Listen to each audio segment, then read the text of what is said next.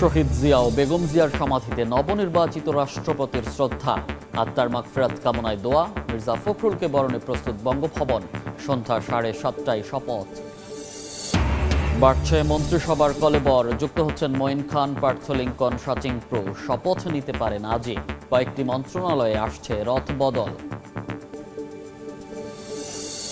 ফরিদপুরে অস্ত্রোপচারের পর পেটে 1.5 কেজি গজ রেখে সেলাই। 1.5 মাস চিকিৎসাধীন থাকার পর রোগের মৃত্যু।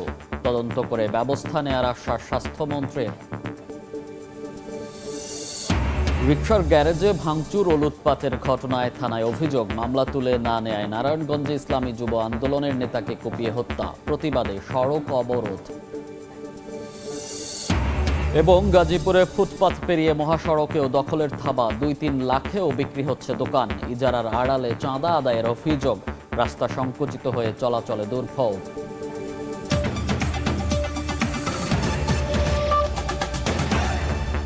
বাংলার সময় সঙ্গে আছি আমি মনির হোসাইন। নতুন রাষ্ট্রপতিকে বরণে প্রস্তুত বঙ্গভবন। সন্ধ্যায় মির্জা ফখরুল ইসলাম আলমগীরকে শপথ পড়াবেন ভারপ্রাপ্ত স্পিকার কায়সার কামাল।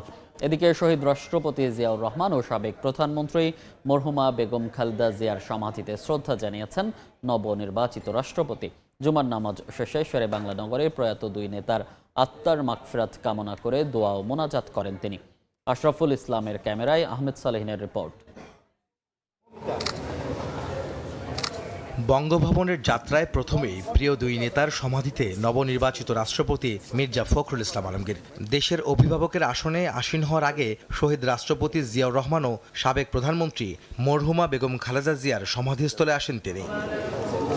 ফুল দিয়ে শ্রদ্ধা নিবেদন করেন রাষ্ট্রপতি মির্জা ফখরুল ইসলাম আলমগীর। কিছু সময় নীরবতা পালন করে জিয়াউর রহমান ও বেগম খালেদা জিয়ার আত্মার মাগফিরাত কামনা করে দোয়া ও মোনাজাত করেন তিনি। পরে হেয়ার রোডের বাসভবনের উদ্দেশ্যে রওনা হন মির্জা ফখরুল।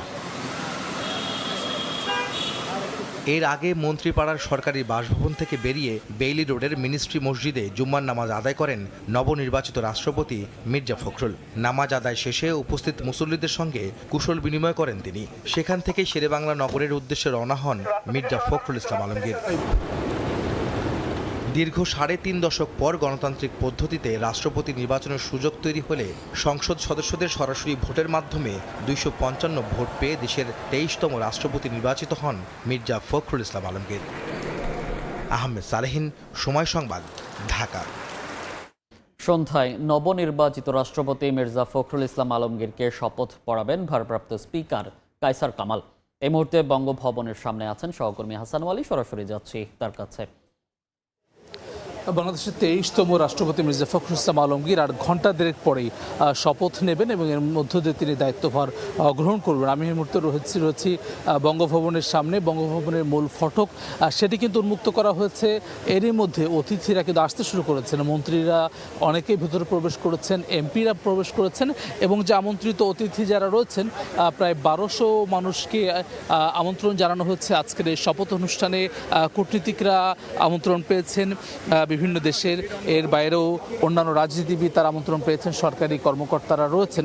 সব মিলিয়ে বিভিন্ন শ্রেণী পেশার মানুষ, তাদেরকে কিন্তু আমন্ত্রণ জানানো হয়েছে।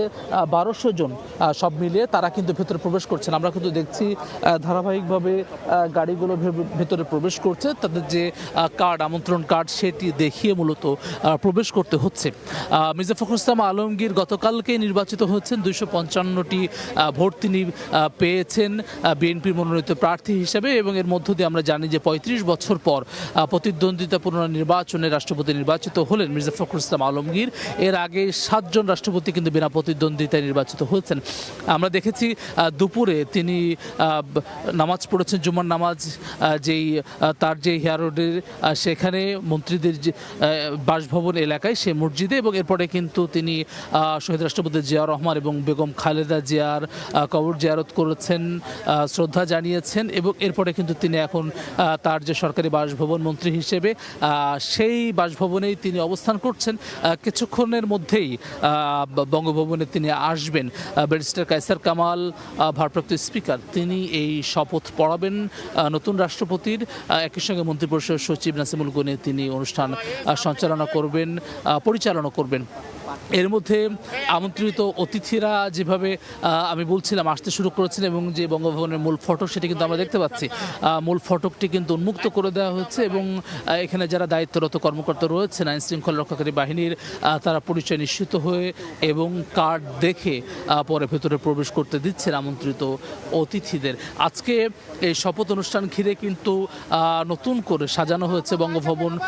আমরা দেখছি কিন্তু আলোকসজ্জা সেটি স্বাভাবিক অন্যান্য দিনের চাইতে কিছুটা বেশি এবং আইন শৃঙ্খলা রক্ষাকারী বাহিনীর তৎপরতা স্বাভাবিকভাবেই বেশি, যেহেতু 1200 জন মানুষে আমন্ত্রণ জানানো হয়েছে এবং বেশিরভাগ মানুষের যেহেতু এই জায়গাটিতে আজকে এই ঐতিহাসিক দিন, যেহেতু দীর্ঘ বছর পর নির্বাচিত রাষ্ট্রপতি পাচ্ছে বাংলাদেশ, সেই শপথ অনুষ্ঠানে থাকবেন। সব মিলে কিন্তু আসলে উৎসব মুখর পরিবেশ বিরাজ করছে বঙ্গভবনের বাইরে, ভেতরে, পুরো জায়গা জুড়েই। 7:30টায় ঠিক 7:30টায় দেশের 23তম রাষ্ট্রপতি হিসেবে দায়িত্বভার গ্রহণ করছেন বর্ষিয়ার রাজনীতিবিদ, দীর্ঘদিন বিএনপি মহাসচিবের দায়িত্ব পালন করা মির্জা ফখরুল ইসলাম আলমগীর। নবনির্বাচিত রাষ্ট্রপতি মির্জা ফখরুল ইসলামের আলমগীরের শপথ অনুষ্ঠানের আনুষ্ঠানিকতা নিয়ে সরাসরি জানাচ্ছিলেন সহকর্মী হাসান ওয়ালি। প্রধানমন্ত্রী তারেক রহমানের নেতৃত্বাধীন মন্ত্রিসভায় নতুন করে আরও 4 জন সদস্য যুক্ত হচ্ছেন। শুক্রবার মন্ত্রিপরিষদ বিভাগ থেকে বিষয়টি নিশ্চিত করা হয়।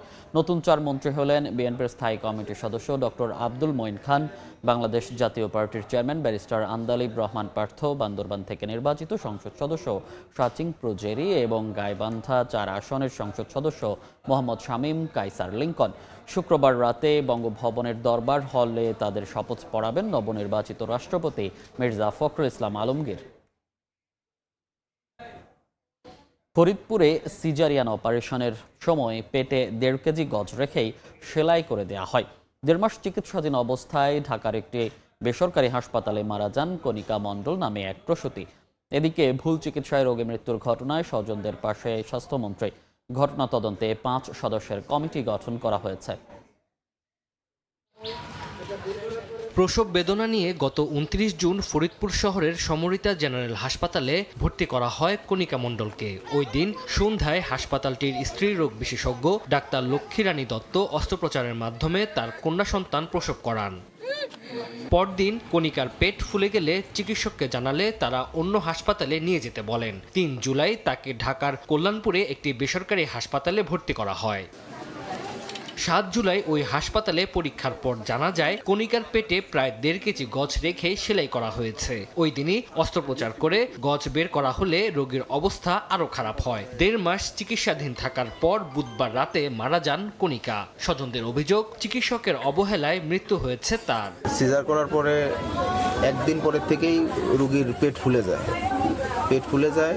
পরে ডাক্তারকে অবহিত করলে ডাক্তার তড়িঘড়ি করে নানা অজুহাত দেখায়। এদিকে কণিকার মৃত্যুতে তার স্বামীকে খুদে বার্তা পাঠিয়ে দুঃখ প্রকাশ করেন অভিযুক্ত চিকিৎসক। পরে মুঠোফোনে যোগাযোগ করা হলে পুরো বিষয়টি অস্বীকার করেন তিনি। দাদারে, আমি কোনো অবহেলা করি না, রোগীটা নিজ দিয়ে ফেটে গেছিল। আমি একটু পরে আপনাকে আমি কল দিচ্ছি। শুক্রবার সকালে রাজবাড়ীর বালিয়াকান্দিতে কণিকার পরিবারের সঙ্গে দেখা করেন স্বাস্থ্যমন্ত্রী। এই সময় তদন্ত করে ব্যবস্থা নেয়ার আশ্বাস দেন তিনি। 5 কর্মদিবসের ভিতরে শুক্র শনি আজকে বাদ দিলে রবি সোম মঙ্গল বুধ আগামী বৃহস্পতিবারের মধ্যে তদন্ত কমিটি তাদের প্রতিবেদন দাখিল করবে। আমাদের সরকারি বিধি মোতাবেক দেশের প্রচলিত আইন অনুযায়ী যতটুকু কঠোরতম অবস্থা গ্রহণ করা যায় আমরা করব। নিহতের পরিবারকে সব ধরনের সহযোগিতার আশ্বাস দেন স্বাস্থ্যমন্ত্রী।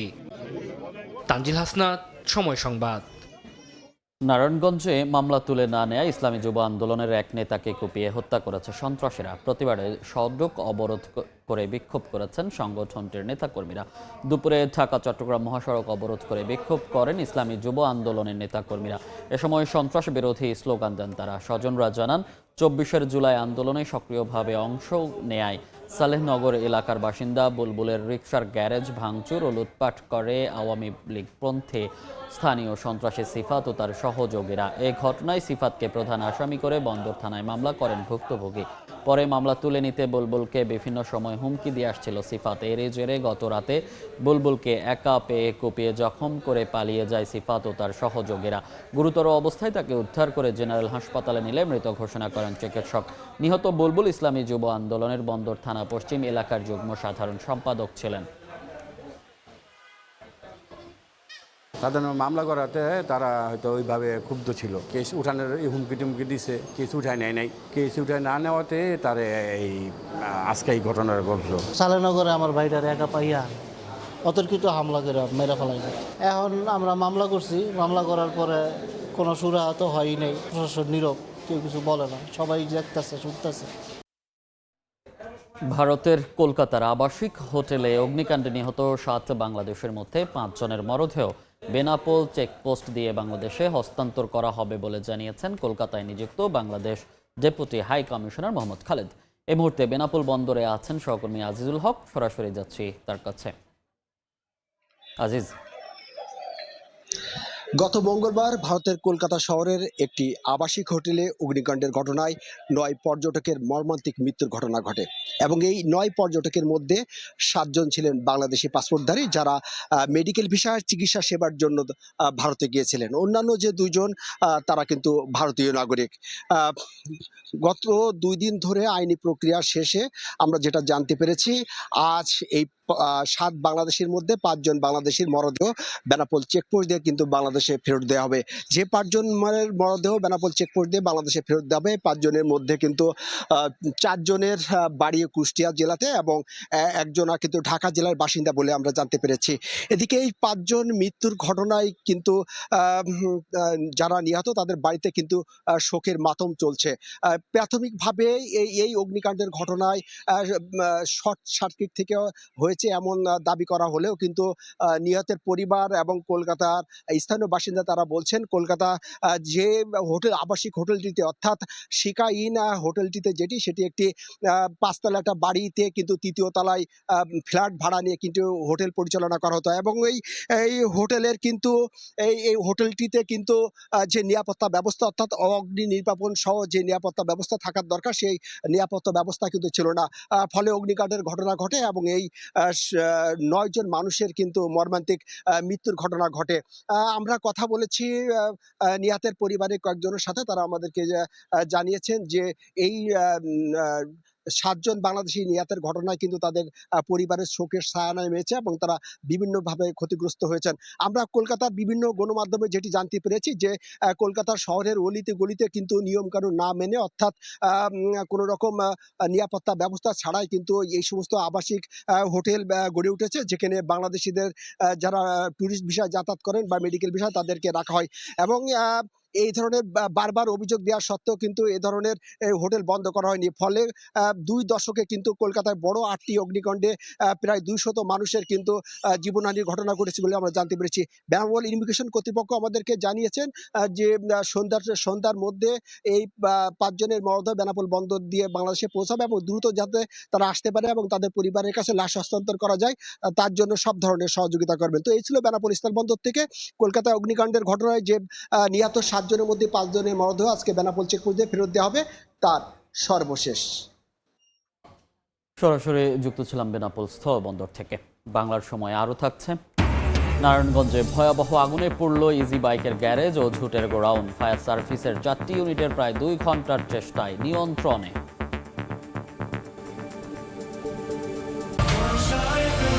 বছর ধরে কোটি মানুষের আস্থায় পাইপের বস আরএফএল পাইপ। 2 থেকে 3 লাখ টাকায় বিক্রি হচ্ছে মহাসড়ক।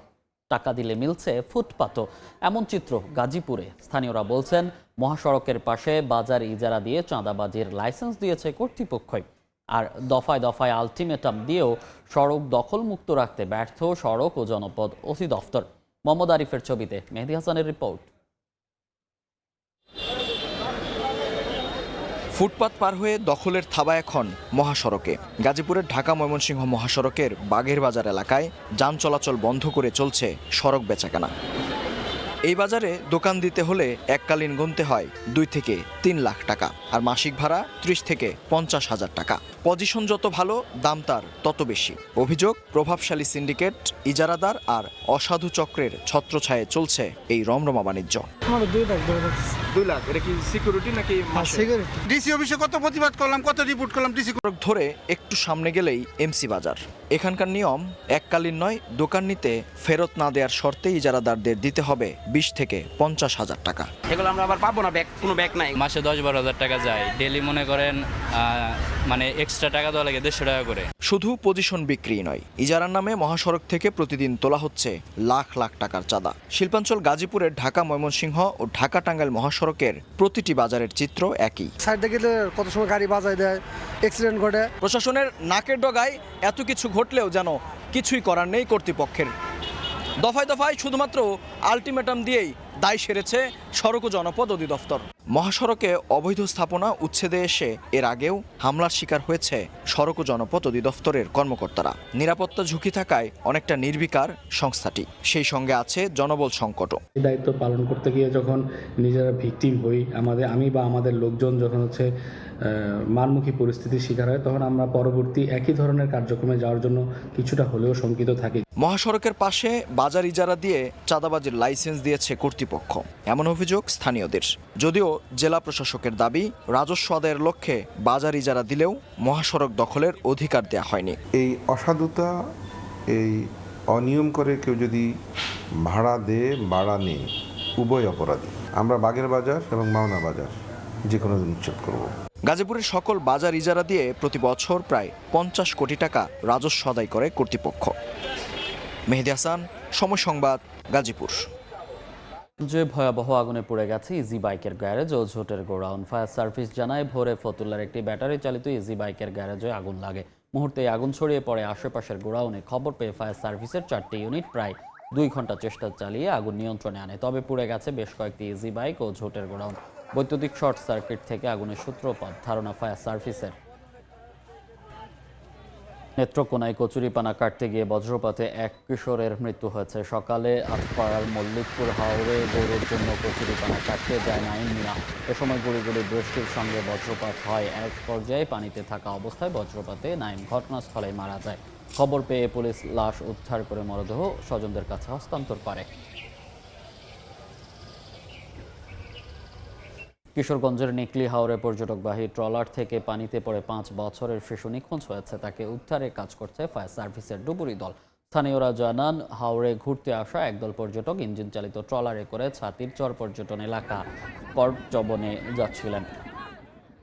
দুপুরে ঘোড়া উত্রা নদীতে একপাশে কাত হয়ে গেলে ট্রলারের অধিকাংশ যাত্রী নদীতে পড়ে যায়। এ সময় অন্য যাত্রীদের উদ্ধার করা হলেও পানিতে ডুবে নিখোঁজ হয় শিশু ওয়ালিদ। খবর পেয়ে নিকলি ফায়ার সার্ভিসের ডুবুরি দল ঘটনাস্থলে গিয়ে উদ্ধার অভিযান শুরু করে। নিখোঁজ ওয়ালিদ কটিয়াদি উপজেলার উজ্জ্বল মিয়ার ছেলে। বাংলার সময় আরও থাকছে, দখল দূষণে অস্তিত্ব সংকটে মাদারীপুর পৌরসভার 22টি খাল। সামান্য বৃষ্টিতে জলাবদ্ধতায় ভোগান্তি।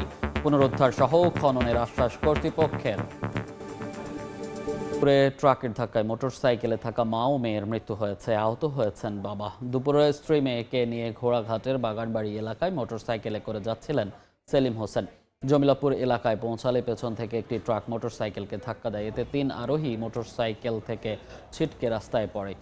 এ সময় ট্রাকের চাকায় পিষ্ট হয়ে ঘটনাস্থলে মা ও মেয়ের মৃত্যু হয়। গুরুতর আহত হন বাবা। হতাহতদের বাড়ি গোবিন্দগঞ্জ উপজেলার নাসিরাবাদ এলাকায়। রাজবাড়ী কুষ্টিয়া আঞ্চলিক মহাসড়ক যেন মরণ ফাঁদ। প্রায় প্রতিদিনই সড়কে ঘটছে ছোট বড় দুর্ঘটনা। গত 8 মাসেই প্রাণ গেছে 21 জনের, আহত শতাধিক। চালকরা বলছেন, সড়ক নির্মাণ ত্রুটি ও 3 চাকার অবৈধ যান চলাচলের কারণে দুর্ঘটনা বেশি ঘটছে। গত 18 আগস্ট রাজবাড়ী কুষ্টিয়া আঞ্চলিক মহাসড়কে একই দিনে ঘটে 3টি দুর্ঘটনা। এতে প্রাণ হারান 1 জন, আহত হন অন্তত 10 জন। এ মহাসড়কে প্রতিনিয়তই দুর্ঘটনায় প্রাণহানির পাশাপাশি পঙ্গুত্ব বরণ করছেন অনেকেই। যান চালকরা বলছেন, সড়কের নির্মাণ ত্রুটির কারণে সময় মতো গাড়ি থামানো যায় না, চাকা পিছলে যায়। আর সামান্য বৃষ্টি হলেই সড়কটি যেন মৃত্যু ফাঁদে পরিণত হয়। এছাড়া মহাসড়কে 3 চাকার অবৈধ যান চলাচলকেও দুর্ঘটনার অন্যতম কারণ বলে মনে করেন তারা। এই রাস্তাটা যখন তৈরি করে তেল বিটুমিন বেশি দেওয়ার কারণে এখন রাস্তা পিছলে গেছে, ব্রেক করলে ব্রেক ধরতেছে না গাড়ি। বৃষ্টি হলে তো কোনো কথাই নাই, আমরা ব্রেক ধরেও নিয়ন্ত্রণ করতে পারি না গাড়ি। নসিমন করিমন এরা তো ধরেন কোনো সিঙ্গেল বুঝে না, এদেরকে হরেন দিল, এরা সাইড দিতে চায় না। আমার আশা করতেছি কর্তৃপক্ষ খুব দ্রুতই এই ব্যবস্থা নিয়ে রাস্তার মেরামত কাজ করবে। তবে হাইওয়ে পুলিশ বলছে সমস্যা নিরসনে সড়ক বিভাগের সঙ্গে কথা বলে ব্যবস্থা নেওয়া হবে। এই বিষয়ে আমরা সংশ্লিষ্ট কর্তৃপক্ষ, রোডসেন হাইওয়েজের সংশ্লিষ্ট কর্তৃপক্ষের সাথে আমরা যোগাযোগ করব, যে যদি এরকম কোনো ঘটনা থাকে তাহলে তারা হয়তো ব্যবস্থা নেওয়ার জন্য আমরা তাদের সাথে যোগাযোগ করব।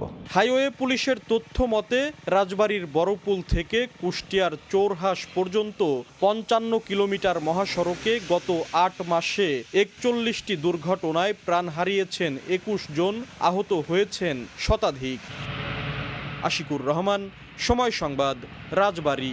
মাদারীপুরে নারীকে ধর্ষণের পর হত্যার ঘটনায় একজনকে গ্রেফতার করা হয়েছে। বৃহস্পতিবার রাতে তথ্য প্রযুক্তির সহায়তায় রাজুর এলাকা থেকে ফারুককে গ্রেফতার করা হয়। পুলিশ জানায় একটি মামলা সংক্রান্ত ঘটনায় শাম্পার স্বামী কারাগারে থাকাকালে মাদারীপুর আদালতে ফারুকের সঙ্গে পরিচয় হয়। শাম্পার পরিচয় সূত্রে ফারুক নিজের বাসা শিবচরের বাখরের কান্দি এলাকায় নিয়ে আসে শম্পাকে। পরে তাকে ধর্ষণের পর হত্যা করে পরিত্যক্ত একটি স্থানে লাশ ফেলে দেয় ফারুক। এ সময় শম্পার শিশুপুত্রকে শ্বাসরোধে হত্যা করে লাশ আড়িয়াল খান নদে ফেলে দেয় সে। তবে শিশুটির মরদেহ এখনো উদ্ধার করতে পারেনি পুলিশ।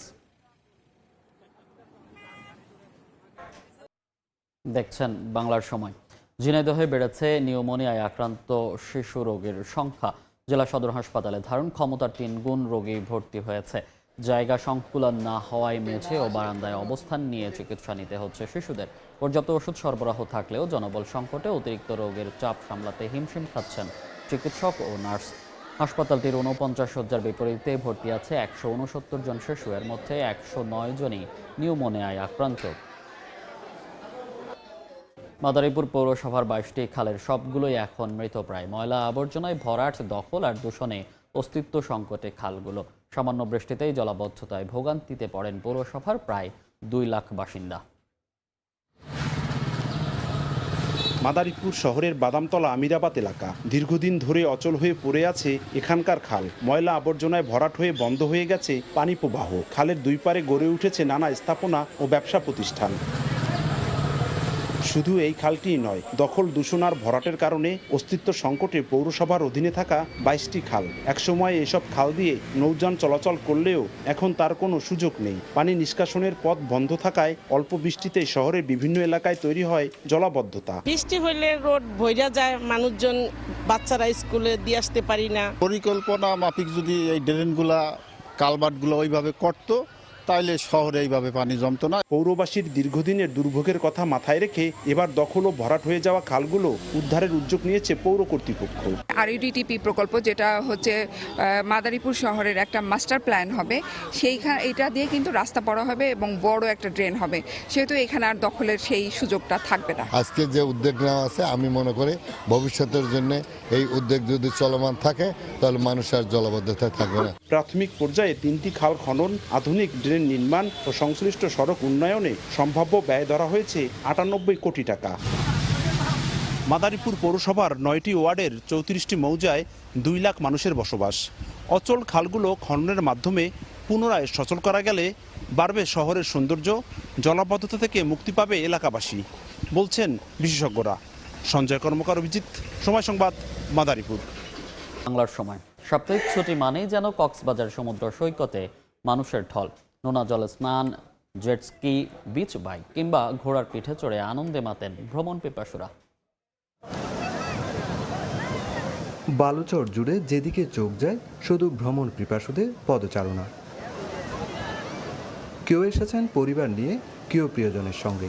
কর্মব্যস্ত জীবনের একঘেয়েমি আর শহরের ব্যস্ততা পেছনে ফেলে কয়েকটি আনন্দঘন মুহূর্ত কাটাতেই তাদের এই ছুটে আসা।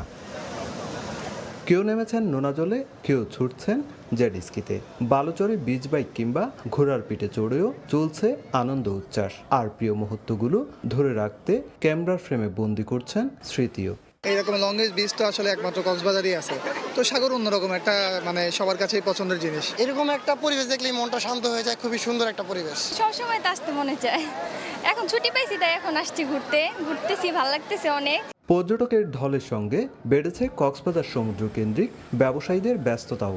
সপ্তাহের অন্যান্য দিনের তুলনায় ছুটির দিনে কয়েক গুণ বাড়ে পর্যটকের উপস্থিতি। ফলে ফটোগ্রাফার, ঘোড়াওয়ালা, জেটস্কি ও বিচ বাইক চালকদেরও দম ফেলার ফুরসত নেই। আমাদের ব্যবসা হলো আপনার জেটস্কির শুক্রবার দিন হলো আপনার 8-10 হাজার টাকা মারতে পারে। লোকজন একটু বেশি, আমাদের ব্যবসা একটু আলহামদুলিল্লাহ ভালো চলতেছে। তবে আনন্দের পাশাপাশি রয়েছে সতর্কতাও। 3 নম্বর সতর্ক সংকেত প্রত্যাহার করা হলেও সৈকতের কয়েকটি স্থানে টাঙানো হয়েছে লাল পতাকা। তারপরও পর্যটকদের নিরাপত্তায় সতর্ক অবস্থানে রয়েছে লাইফগার্ড কর্মীরা। তিনে বিচে কিন্তু গর্তগুলো রয়ে গেছে, তো এই ফলে কিন্তু মানুষজন বিপদে পড়তেছে গর্ততে। সেই জন্য আমরা মানুষজনকে বেশি মাঝখানে যেতে দিচ্ছি না পর্যটককে। শুধু লাইফগার্ড নয়, পর্যটকদের নিরাপত্তায় নিয়মিত মাইকিং ও টহল জোরদার করেছে ট্যুরিস্ট পুলিশও। ঝুঁকিপূর্ণ এলাকায় না নামা ও সতর্কতার সঙ্গে সমুদ্র স্নানের পরামর্শ দিচ্ছেন সংশ্লিষ্টরা। সুজাউদ্দিন রুবেল, সময় সংবাদ, কক্সবাজার। বাংলার সময়ের শীর্ষ সংবাদগুলো জানিয়ে দিচ্ছি আরেকবার। কিছুক্ষণ পর নতুন রাষ্ট্রপতি মির্জা ফখরুলের শপথ অনুষ্ঠানে অংশ নেবেন সরকার প্রধান, মন্ত্রী, এমপি সহ 1200 অতিথি। শহীদ জিয়া ও বেগম জিয়ার সমাধিতে শ্রদ্ধা। বাড়ছে মন্ত্রিসভার কলেবর, যুক্ত হচ্ছেন মঈন খান, পার্থ লিঙ্কন, সাচিং প্রো। শপথ নিতে পারেন আজই। কয়েকটি মন্ত্রণালয়ে আসছে রথ বদল। এবং ফরিদপুরে অস্ত্রোপচারের পর পেটে 1.5 কেজি গজ রেখে সেলাই। 1.5 মাস চিকিৎসাধীন থাকার পর রোগের মৃত্যু। তদন্ত করে ব্যবস্থা নেওয়ার আশ্বাস স্বাস্থ্যমন্ত্রীর।